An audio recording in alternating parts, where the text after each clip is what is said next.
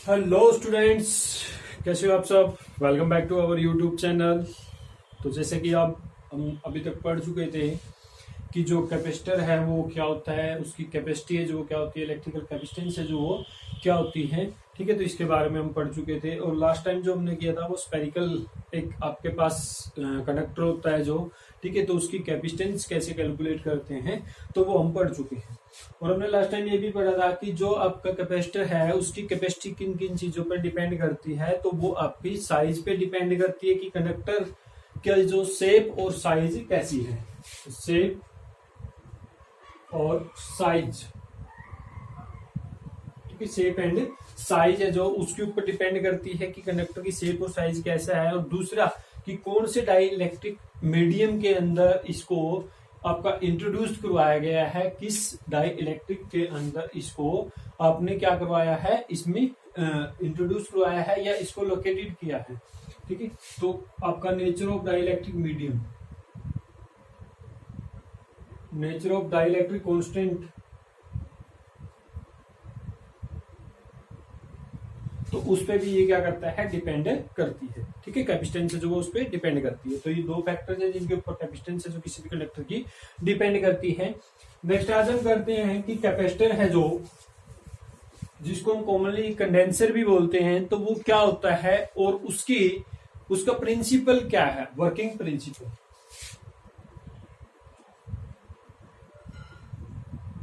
Capacitor and it's working principal.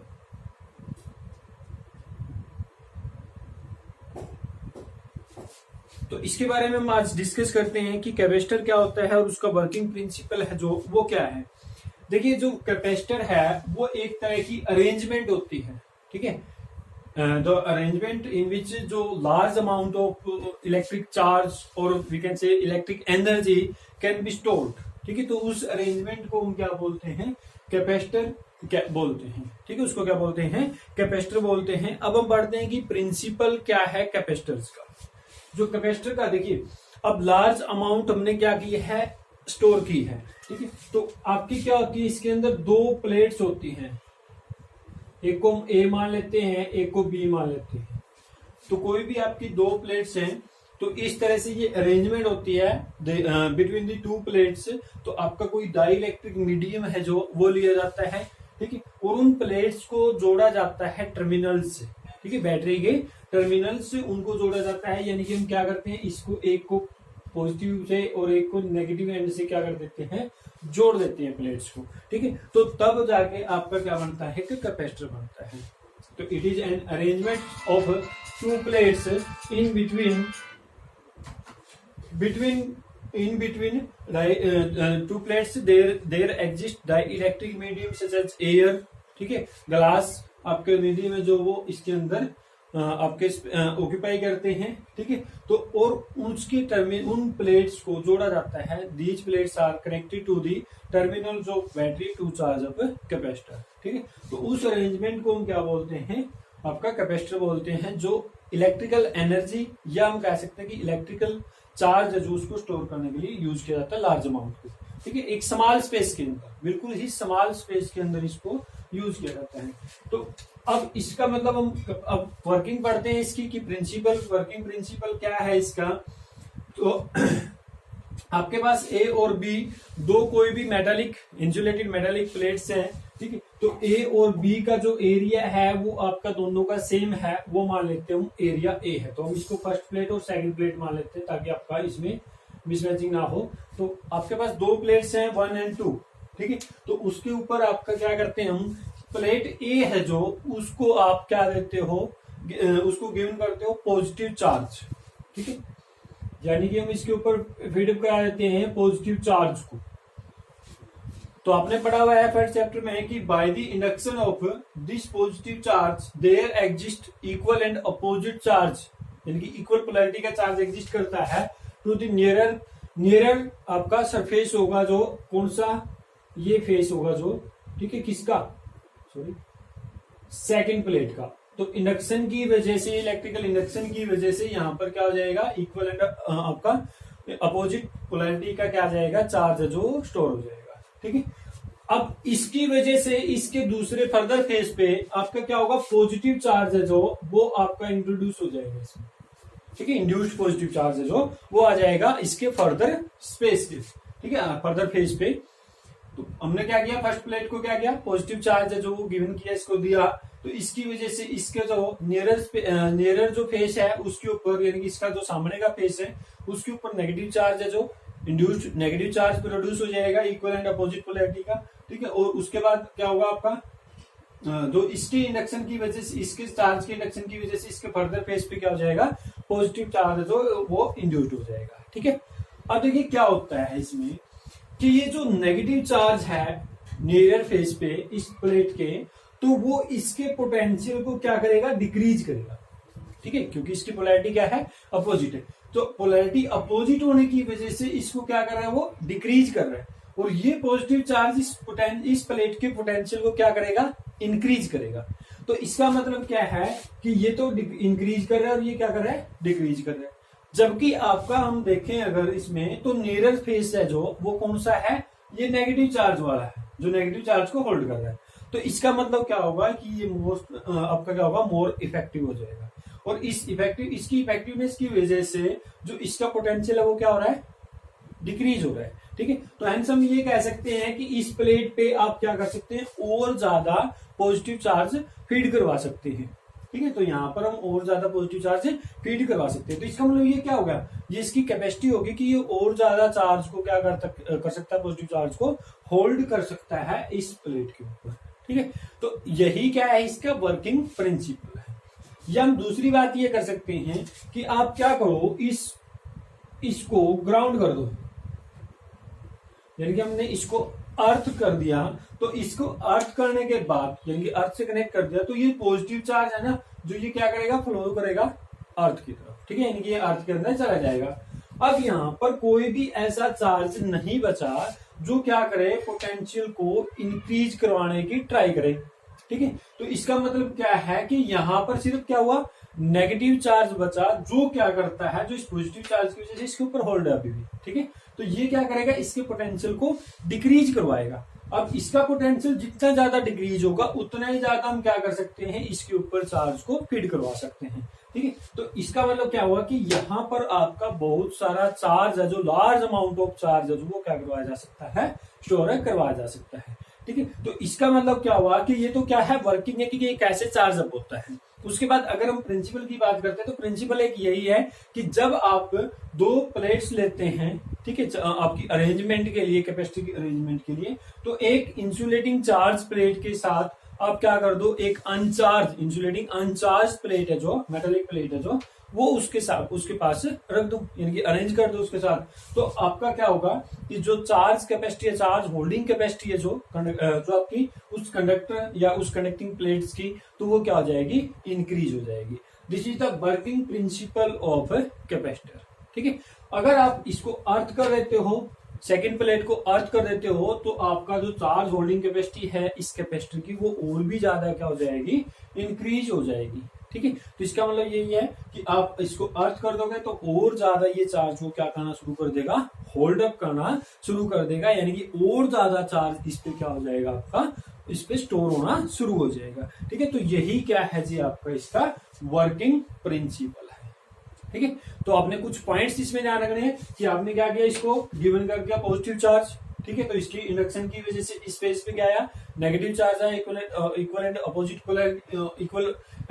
Polarity का, ठीक है। इधर आपका क्या हुआ, इसके इंडक्शन की वजह से इस फेस पे, फर्दर फेस पे आपका क्या हुआ, पॉजिटिव चार्ज है जब वो इंट्रोड्यूस हो गया, इंड्यूस्ड हो गया, ठीक है। तो उसके बाद हमने देखा कि यहाँ पर आपका जो चार्ज है ये क्या कर रहा है, इसके पोटेंशियल को डिक्रीज करवा रहा है, ये चार्ज इसके पोटेंशियल को इंक्रीज करवा रहा है, लेकिन ये ज्यादा क्लोज है इसके, तो इसका इफेक्ट क्या होगा, ज्यादा होगा, तो जिसकी वजह से ये क्या होगा, यहाँ पर आपका डिक्रीज ऑफ पोटेंशियल है जो ए प्लेट्स का, वो ज्यादा बढ़ जाएगा, तो जिसकी वजह से हम इसके ऊपर और ज्यादा चार्ज को क्या करवा सकते हैं, होल्ड करवा सकते हैं, ठीक है, स्टोर करवा सकते हैं। तो इस तरह से अगर हम इसको अर्थ कर देंगे, जो सारा पॉजिटिव चार्ज आपका क्या चला गया, यहाँ पर अर्थ हो गया, ठीक है। उसके बाद इस नेगेटिव चार्ज अकेला बच गया, जो यहाँ पर क्या कर रहा है, और ज्यादा पोटेंशियल को डिक्रीज करवा रहा है, तो इसका मतलब और ज्यादा अमाउंट जो चार्ज की यहाँ पर क्या करवा सकते हैं, पॉजिटिव चार्ज की स्टोर करवा सकते हैं, ठीक है।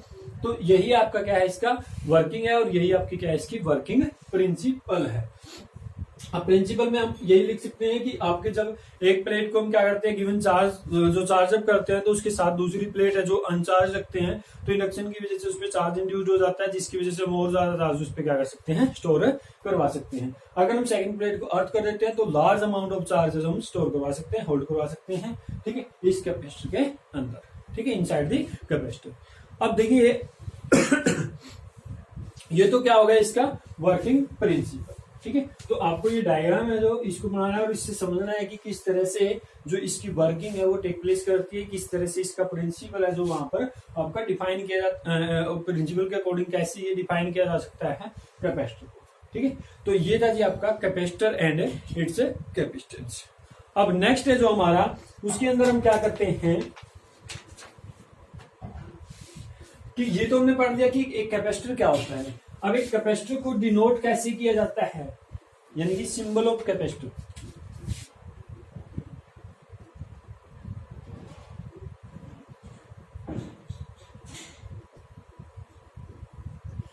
सिंबल ऑफ कैपेसिटर की बात अगर हम करते हैं तो हमारे पास क्या होती है, इसमें दो प्लेट्स होती हैं, इंसुलेटिंग मेटलिक प्लेट्स, ठीक है। इस तरह का सिंबल है जो वो क्या होता है कि कैपेसिटर का जो कॉमनली सिंबल है कैपेसिटर का, वो टाइप्स अलग अलग हो सकती हैं उसकी, ठीक है, वो बाद में करते हैं हम। लेकिन अगर आप कॉमनली एक सिंबल देखो तो वो आपका सिंबल ये है कैपेसिटर का। और अगर मैं इसी सिंबल के अंदर इस तरह से एक एरो है, एरो का जो एरो है जो खींच देता हूँ, ड्रा कर देता हूँ इसमें से, ठीक है, तो उसको क्रॉस कर रहा है जो, तो इसका मतलब वो क्या है, वेरिएबल कैपेसिटर है, यानी कि उसकी कैपेसिटेंस को हम क्या कर सकते हैं, चेंज कर सकते हैं। तो वो वेरिएबल कैपेसिटर उसकी कैपेसिटेंस क्या करती है, आपकी वैरी करती है अकॉर्डिंग टू दी जो आपकी गिवन कंडीशंस है उसके अकॉर्डिंग, ठीक है। तो ये आपका अगर सिंपली इस तरह से है तो वो कैपेसिटर है, कैपेसिटर का सिंबल है। अगर ये इस तरह से है तो ये क्या है, वेरिएबल कैपेसिटर है, ठीक है, ये क्या है, वेरिएबल कैपेसिटर है। अब हमने अभी पढ़ा कि जो कैपेसिटर है वो क्या करता है, सिर्फ इलेक्ट्रिक चार्ज को और इलेक्ट्रिक एनर्जी को स्टोर करवाता है। ऐसा नहीं है कि वो इलेक्ट्रिक चार्ज को एब्जॉर्ब ही कर रहा है, ठीक है। वो जब एब्जॉर्ब करता है इलेक्ट्रिकल चार्ज को तो उसको हम बोलते हैं चार्जिंग ऑफ कैपेसिटर, उसको क्या बोलते हैं, चार्जिंग ऑफ कैपेसिटर बोलते हैं। और अगर हम ये कहें कि डिस्चार्जिंग ऑफ कैपेसिटर हो रही है तो इसका मतलब जितना चार्ज उसने होल्ड किया हुआ है तो वो उतने ही चार्ज को क्या करेगा, रिलीज भी करेगा, उतनी इलेक्ट्रिकल एनर्जी को क्या करेगा, रिलीज भी करेगा, ठीक है। तो not only a capacitor not only store the charge, electrical charge और electrical energy, but also it releases electrical energy और electrical charge when it is discharge, ठीक है। तो जब ये डिस्चार्ज होता है तो वो आपका क्या करता है, उसको आपका लूज भी करता है इलेक्ट्रिकल एनर्जी को। उसके बाद अगर हम पढ़े इसके यूजेज, यूजेज के अंदर देखिए क्या है कि आपने पता होगा कि जब इलेक्ट्रिकल फैन आपने देखे होंगे तो इन इलेक्ट्रिकल फैन के अंदर आपका क्या होता है कि कैपेसिटर है जो कंडेंसर है जो वो लगा होता है, तो it is use in electrical fans, ठीक है। जितने भी बहुत सारे इलेक्ट्रिकल अप्लायंसेज हैं जो उनके अंदर, जो आपके टीवी की जो प्लेट्स है, इलेक्ट्रिकल जो आपकी जो मैन्युफैक्चरिंग करते हैं तो उसके अंदर प्लेट्स लगे होते हैं, तो उस प्लेट्स पे बहुत सारे कंपोनेंट्स लगे होते हैं, ठीक है, पिक्चर ट्यूब से नीचे, तो वहां पर भी आपके ये क्या किए जाते हैं, यूज जो किए जाते हैं, ठीक है। इलेक्ट्रिक फैंस के अंदर ये यूज हो जाते हैं, इलेक्ट्रिक मोटर के अंदर आपके ये यूज होते हैं। उसके बाद अगर हम बात करते हैं कि जो हमारे ऑस्किलेटरी सर्किट्स है उनके अंदर ये यूज होते हैं। अगर हम बात करते हैं आगे जो पढ़ेंगे फिल्टर सर्किट्स है उनके अंदर भी ये क्या होते हैं, यूज होते हैं। जो टैंक सर्किट्स वगैरह, जो फिल्टर सर्किट्स जो होते हैं उनके अंदर भी ये यूज होते हैं, ठीक है। तो ये थे आपके यूजेज ऑफ कैपेसिटर्स। तो electrical fans, electrical Motors, oscillating circuits या ट्यूनिंग ऑफ रेडियो ट्यूनिंग के अंदर भी यूज होते हैं। उसके बाद आपके क्या होते हैं, फिल्टर सर्किट्स के अंदर भी ये यूज होते हैं, ठीक है। तो ये थे यूजेज ऑफ कैपेसिटर। अब उसके बाद जो एक कॉमनली कैपेसिटर है, जो एक टाइप ऑफ कैपेसिटर है जो बहुत ही कॉमन है, जो हम बार बार यूज करते हैं, उसी का यूज हम पढ़ते हैं, या हमारे सिलेबस के अंदर भी ज्यादातर वही आपका आएगा इसमें, इस चैप्टर के अंदर। तो वो आपका कैपेसिटर कौन सा है, तो उस कैपेसिटर के बारे में हम डिटेल से स्टडी करते हैं कि वो किस तरह का कैपेसिटर है जो आप यूज करते हैं, कैसे उसकी वर्किंग है, यानी कि उसका प्रिंसिपल तो वही सेम है, चाहे कोई भी कैपेसिटर हो, किसी भी टाइप का हो आपका, लेकिन उसकी वर्किंग कैसी है, ठीक है, उसके बारे में हम पढ़ते हैं। या फिर उसकी कैपेसिटेंस है जो वो किस तरह से कैलकुलेट कर सकते हैं, तो उसके बारे में भी हमें पढ़ेंगे, ठीक है। तो उसके बाद आता है जी हमारा पैरेलल प्लेट कैपेसिटर। तो वो कॉमन जो आपका कैपेसिटर है, जो यूज करते हैं हम वो कैपेसिटर है जो, और वो आपका क्या है, कॉमन पैरेलल प्लेट कैपेसिटर।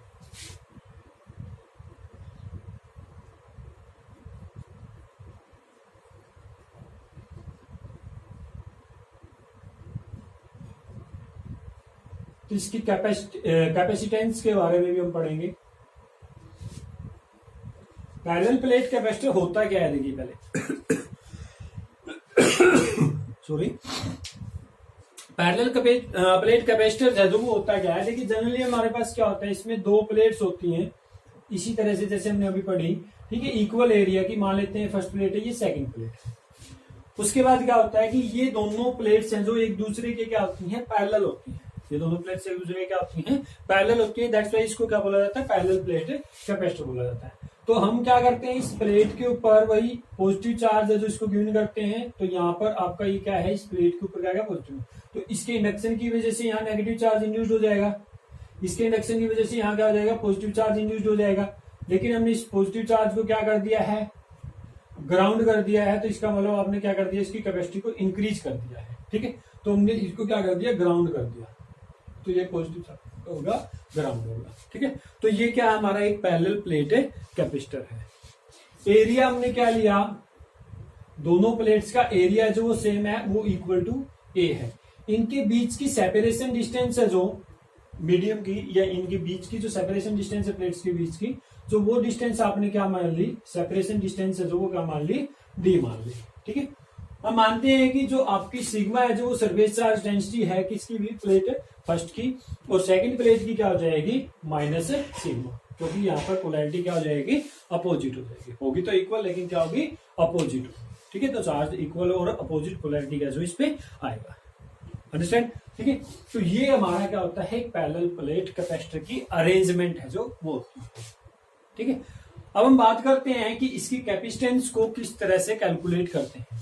मान लीजिए कि आपका प्लस क्यू चार्ज है जो वो कहां पर है, एट प्लेट 1, और माइनस क्यू चार्ज कहां पर हो जाएगा, एट प्लेट 2, ठीक है। तो फर्स्ट प्लेट पे क्या है, प्लस क्यू चार्ज है, और माइनस क्यू क्या हो जाएगा, सेकंड प्लेट के ऊपर चार्ज है जो होल्ड किया हुआ।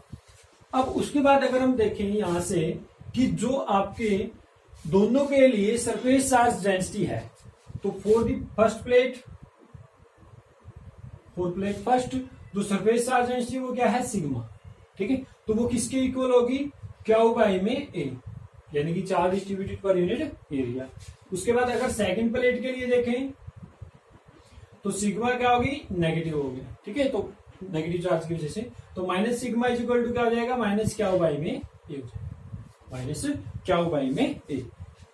और हमने जो पीछे पढ़ा था, तो हमने ये चीज पढ़ी थी कि आपके पास अगर दो प्लेट्स हैं और उनके लेफ्ट साइड में और राइट साइड में आपके चार्ज एग्जिस्ट करता है, तो उन चार्जेस की वजह से इलेक्ट्रिक फील्ड क्या हो गया था, जीरो हो गया था, और बिटवीन दी आपकी जो प्लेट्स हैं वहां पर इलेक्ट्रिक फील्ड है जो आपका लाई कर रहा था, ठीक है। तो यानी कि यहाँ पर इलेक्ट्रिक फील्ड आपका आ रहा था, ठीक है। तो अब ये इलेक्ट्रिक फील्ड की वजह से इसकी जो सेपरेशन है वो क्या है, डी है। तो इन दोनों के फैक्टर का हम यूज करते हैं उनका पोटेंशियल कैलकुलेट करने के लिए, यानी कि बिटवीन दी आपकी प्लेट्स एंड बिटवीन प्लेट्स जो चार्ज है, जो इलेक्ट्रिक फील्ड है वो क्या है, ई है, ठीक है। और जो पोटेंशियल हम कंसीडर करते हैं वो क्या मान लेते हैं, वी मान लेते हैं। तो वी इज इक्वल टू क्या होता है जी, आपका ई इंटू में डी होता है, ठीक है। यानी कि इलेक्ट्रिक फील्ड इंटू में जो डिस्टेंस है दोनों प्लेट्स के बीच की या दोनों चार्जेस के बीच। तो अब हम क्या करते हैं, इनकी वैल्यू रख देते हैं। तो जो ई की वैल्यू होती है, अब आपने पढ़ा था कि इनके बीच में जो ई होगा तो वो क्या होगा जी, आपका सिग्मा बाई एप्सिलॉन नॉट आया था, सिग्मा बाई एप्सिलॉन नॉट पढ़ा हुआ है। तो सिग्मा की वैल्यू क्या है, minus Q, sorry Q by A, तो क्या हो जाएगा ये Q by A epsilon naught, या Q by epsilon naught A हो जाएगा। अब ये वैल्यू आप यहां पर पुट कर दीजिए, ठीक है। तो क्या हो जाएगा आपके पास, क्यू इंटू में डी बाई में ए एप्सिलॉन नॉट, ठीक है। ई इंटू में डी इज इक्वल टू क्या हो जाएगा, क्यू डी बाई में ए बाई एप्सिलॉन नॉट हो जाएगा, ठीक है। ये तो हमने पोटेंशियल निकाला। अभी हमारे पास क्या है, इसके ऊपर जो चार्ज है वो क्या है, क्यू है, और जो आपका पोटेंशियल है वो यहां से ये आ गया। तो अगर हम इसकी कैपेसिटेंस निकालने जाएं तो C इज इक्वल टू क्या होता है, Q is equal to C भी हमने पढ़ा था लास्ट लेक्चर में। तो जिसने वो वीडियो नहीं देखी है तो वो चैनल को सब्सक्राइब करके वो वीडियो जरूर देख ले, तो क्योंकि वही टर्म हम यहाँ पर यूज करेंगे। तो Q बाई में क्या हो जाएगा V, तो क्या यहाँ पर V की वैल्यू रखो, तो Q बाई में QD by A epsilon node, ठीक है। तो Q से Q कैंसिल हो जाएगा, तो यहां पर आपकी क्या आ जाएगी ये Q बाई तो यहां से आपका क्या हो जाएगा, देखिए ये वैल्यू आपने कहां रखी है, इधर रखी है, तो QD बाई में A epsilon node,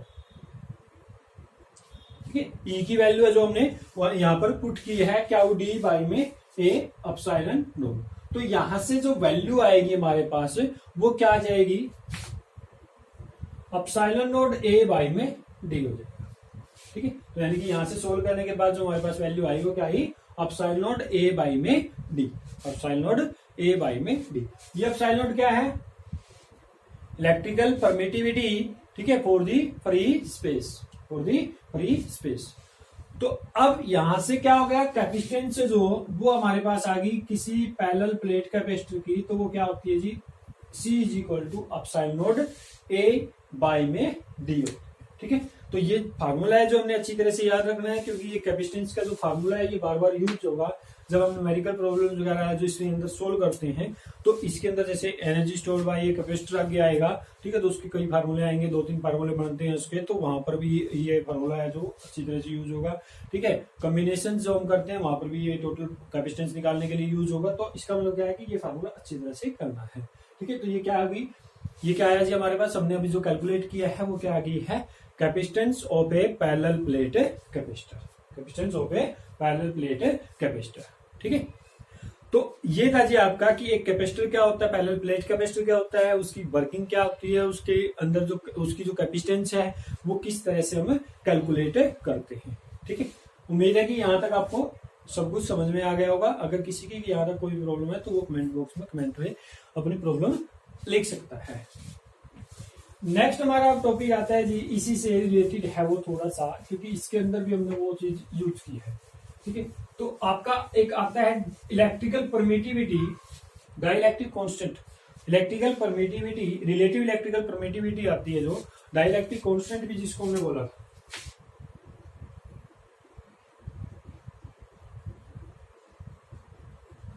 dielectric constant that is epsilon r, relative permittivity, electrical permittivity जिसको हम बोलते हैं, या आपका के, ठीक है, इसको के भी हम बोलते हैं। तो ये आपकी वैल्यू है जो वो हमें कैलकुलेट करनी होती है।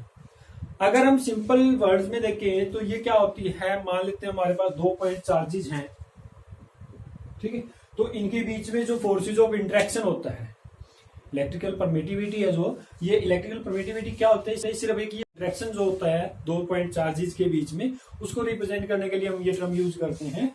तो वो आपकी क्या होगी कि 2 इंटरेक्शन होगा जो पार्टिकल्स के बीच में किसी मटेरियल के, ठीक है, किसी मीडियम के थ्रू, और अगर हम उसको उन्हीं मीडियम सेम पॉइंट्स के बीच में फोर्सेज ऑफ इंटरेक्शन देखें, सेम पॉइंट्स के बीच में फोर्सेज ऑफ इंटरेक्शन देखें, किसके केस में, आपका किसी वैक्यूम और एयर के केस में, ठीक है। तो उन दोनों का जो रेशियो होता है ना, उसको हम क्या बोलते हैं, रिलेटिव इलेक्ट्रिकल परमिटिविटी बोलते हैं, ठीक है, उसको हम क्या बोलते हैं, रिलेटिव इलेक्ट्रिकल परमिटिविटी बोलते हैं।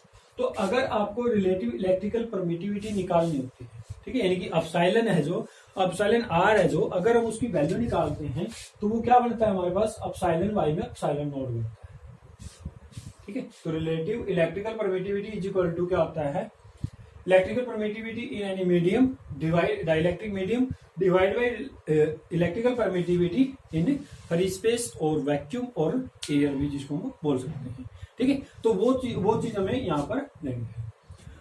अब ये तो केस आता है कि इलेक्ट्रिकल परमिटिविटी के केस में अगर हम कैपेसिटर की कैपेसिटेंस लेके चले और उसके बाद हम क्या करें, ये कैलकुलेट करें कि डाइलेक्ट्रिक कांस्टेंट क्या आएगा किसी कैपेसिटर के लिए, ठीक है, तो उसके लिए भी हम इसको डिफाइन कर सकते हैं। तो उसमें हम एप्सिलॉन आर या के है जो, तो ये किसके इक्वल होगा, ये किसके इक्वल होगा भी, ये होगा capacitance of a capacitor in any dielectric medium that is CM।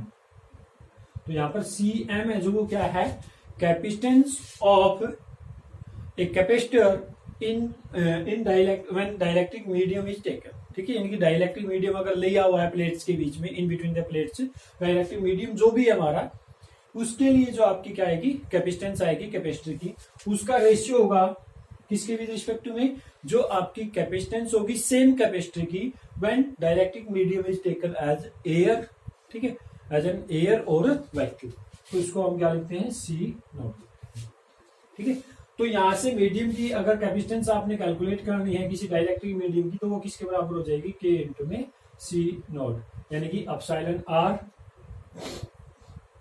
Into में सी नोट। यहाँ पे सी नोट क्या है, कैपेसिटेंस है किसी कैपेसिटर की जब आपका क्या है, डाइलेक्ट्रिक मीडियम क्या है, आपकी एयर है, या फिर हम क्या कह सकते हैं उसको, वैक्यूम है जो बोल सकते हैं, ठीक है। तो यहां से आपकी क्या आ गई, C M is equal to epsilon R C naught आ गया। लेकिन यहां तो हमने क्या कैलकुलेट करनी है, देखिए कैपेसिटेंस का फार्मूला हम कैलकुलेट कर चुके हैं।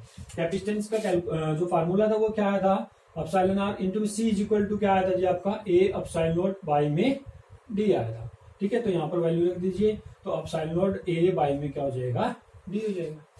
जो भी कैपेसिटेंस होगी पैरेलल प्लेट कैपेसिटर कर चुके हैं ना पीछे, वही फार्मूला हमने यहाँ पुट कर दिया। तो epsilon r into epsilon nought, तो यहाँ देखिए epsilon r into epsilon nought करोगे तो इसका मतलब क्या होगा, epsilon r into epsilon nought करोगे तो वो क्या आ जाएगा, एप्सिलॉन, ठीक है। तो हेंस आप इसको क्या लिख सकते हो, एप्सिलॉन ए बाई में डी लिख सकते हो। तो किसी भी डाइलेक्ट्रिक मीडियम अगर आपने क्या लिया है, किसी मटेरियल, कोई मटेरियल लिया है, ठीक है, तो उसका जो आपकी कैपेसिटेंस होगी मटेरियल के अंदर, तो वो मटेरियल की कैपेसिटेंस है जो डाइलेक्ट्रिक मीडियम के लिए, तो वो क्या बढ़ जाएगी, एप्सिलॉन ए बाई में डी। तो यहाँ पर इलेक्ट्रिकल परमिटिविटी है किसी मीडियम के अंदर, एप्सिलॉन ए क्या है, एरिया ऑफ प्लेट, और डी क्या है आपकी distance between the parallel plates, ठीक है। तो distance between the parallel plates है। तो उम्मीद है कि यहां से आपको ये चीज समझ में आ गई कि डाइलेक्ट्रिक मीडियम के लिए अगर हमें क्या चीज कैलकुलेट करनी हो, उसकी कैपेसिटर की कैपेसिटेंस कैलकुलेट करनी हो, तो हम वो किस तरह से कैलकुलेट कर सकते हैं। अब हम कुछ यहां पर डाइलेक्ट्रिक कांस्टेंट्स की बात कर रहे हैं, कुछ मटेरियल्स की, जो हम पहले भी पढ़ चुके हैं पिछले चैप्टरों में भी।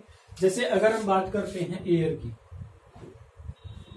तो एयर का डाइलेक्ट्रिक कांस्टेंट है जो, ठीक है, तो वो क्या होता है जी आपका 1.000, ठीक है। ये किसका है, वैक्यूम का है, ये किसका है, सॉरी ये वैक्यूम का है, वैक्यूम के लिए। और अगर हम बात करते हैं एयर की, तो एयर के लिए क्या होता है 1.006, तो नियरली इक्वल टू 1 ही होता है वैक्यूम का और एयर का, जो लगभग क्या होता है दोनों का सेम ही होता है, ठीक है। तो उसके बाद अगर हम हाइड्रोजन की बात करें,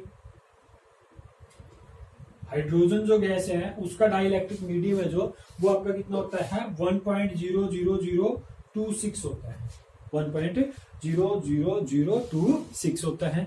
अगर हम बात करते हैं ग्लास की, यानी कि कांच की, तो वो जो आपका होता है वो 3 to 4, तो डाइलेक्ट्रिक की वैल्यू, डाइलेक्ट्रिक कांस्टेंट की वैल्यू क्या होती है 3 to 4, यानी कि इनके बीच में भी कभी कई टाइप के आपके ग्लासेस हैं जो कई टाइप के होते हैं, तो उसके अकॉर्डिंग 3 to 4 होगा, ठीक है। उसके बाद अगर हम माइका की बात करते हैं, माइका तो ये 6 to 7 होता है, 6 to 7। माइका भी क्या है आपका एक मटेरियल ही है, ठीक है। उसके बाद अगर हम बात करते हैं वाटर की, तो वाटर के लिए डाइलेक्ट्रिक कांस्टेंट आप पढ़ चुके होंगे 81 होता है, ठीक है।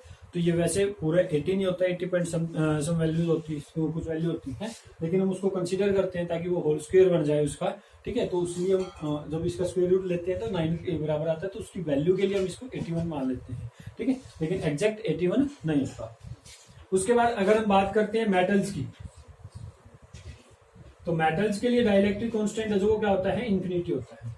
ये क्वेश्चन आपका पेपर में कई बार ऑप्शन टाइप क्वेश्चन में पूछा जाता है, ठीक है, कि आपके एनुअल एग्जाम में बहुत बार आया हुआ है कि डाइलेक्ट्रिक कांस्टेंट ऑफ मेटल, ठीक है, dielectric constant of a metal, तो वो क्या होता है जी इनफाइनाइट होता है, ठीक है। तो dielectric constant of a metal क्या होता है इनफाइनाइट होता है, ठीक है।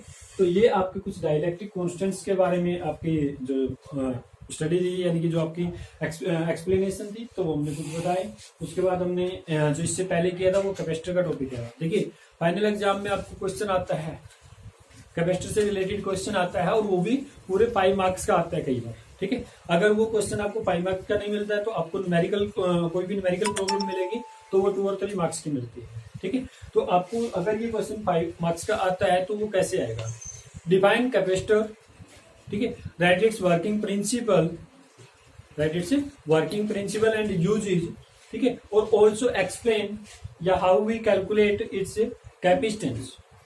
तो ये आपका एक पार्ट में आ सकता है। दूसरे पार्ट में इसी के साथ या इसके कॉम्बिनेशन में आ सकता है कि right the explanation of the combination of different capacitors in parallel और सीरीज कॉम्बिनेशन। तो ये हम नेक्स्ट लेक्चर में करते हैं कि जो कैपेसिटर्स होते हैं अलग अलग टाइप के, ठीक है, तो उनका कॉम्बिनेशन है जो सीरीज और पैरेलल कॉम्बिनेशन है जो वो किस तरह से करते हैं, तो वो आपका नेक्स्ट लेक्चर में करवाया जाएगा। तो तब तक आप इस लेक्चर को अच्छे से डिटेल में पढ़ें, डिटेल से बुक से आप स्टडी करें। देखिए यहाँ पर हम सिर्फ आपको समझा सकते हैं, ठीक है, आपको पॉइंट है जो डाउट्स है जो या जो आपका कंसेप्ट है वो क्लियर कर सकते हैं। पढ़ना तो आपको बुक में से ही पड़ेगा, ठीक है। तो आप इसलिए तो यहाँ से अच्छे से पहले इस लेक्चर को समझिए, उसके बाद आप बुक में से स्टडी कीजिए। अगर फिर भी आपको कोई प्रॉब्लम आती है तो उसके लिए हम हाजिर हैं, ठीक है। तो तब तक के लिए नेक्स्ट लेक्चर के लिए bye bye, good luck, have a nice day.